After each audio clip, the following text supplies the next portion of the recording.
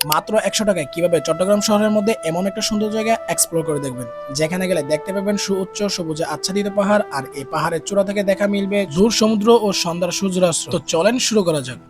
এখানে আসে কিন্তু একদম সহজ। চট্টগ্রামের যে কোনো জায়গা থেকে জিএসি মোড় এসে 10 থেকে 15 টাকা দিয়ে টেম্পো করে চলে আসবেন আকবর শাহ মোড়। সেখান থেকে 30 থেকে 40 টাকা দিয়ে একটা রিক্সা বা টমটম নিয়ে সরাসরি চলে আসতে পারবেন এই লেক সিটি প্রজেক্টরের ভিতরে। আবার চাইলে আপনারা আমাদের মতো 6 জন মিলে 150 টাকা সিএনজি দিয়ে বাইজিৎ লিং রোডের পাশ দিয়ে যে পথ গিয়েছে সেটি দিয়েও যেতে পারবেন।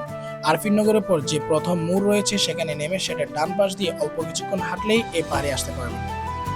যত ভেতরের দিকে এগোবেন শহরের কোলাহল তত কমে আসবে, আর প্রকৃতির শান্তরূপ আপনাকে স্বাগত জানাবে। এখানকার আসল সৌন্দর্য লুকিয়ে আছে এর পাহাড়ি ট্রেল। উঁচু নিচু লাল মাটির পথ ধরে যখন আপনি পাহাড়ের চূড়ায় উঠবেন, তখন পুরো এলাকার ভিউ এবং পতঙ্গের সমুদ্র সৈকত দেখে আপনি জাস্ট মুক্ত হতে বাধ্য হবেন।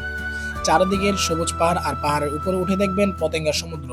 বিশেষ করে বিকেল বেলা যখন সূর্যটা মেঘের আড়ালে ডুবতে শুরু করে, এখানকার আকাশ তখন ধারণ করে এক মায়াবী রূপ, ঠিক যেন শহরের বুকে এক টুকরো মিনি রাঙামাটি বা বান্দরবান। প্রকৃতি আমাদের এত সুন্দর উপহার দিয়েছে, কিন্তু এই পাহাড়গুলোর অস্তিত্ব আজ অনেকটাই সংকটে। যত্রতত্র পাহাড় কাটা এবং পরিবেশ নষ্ট করার কারণে এই সৌন্দর্যগুলো হারিয়ে যাচ্ছে।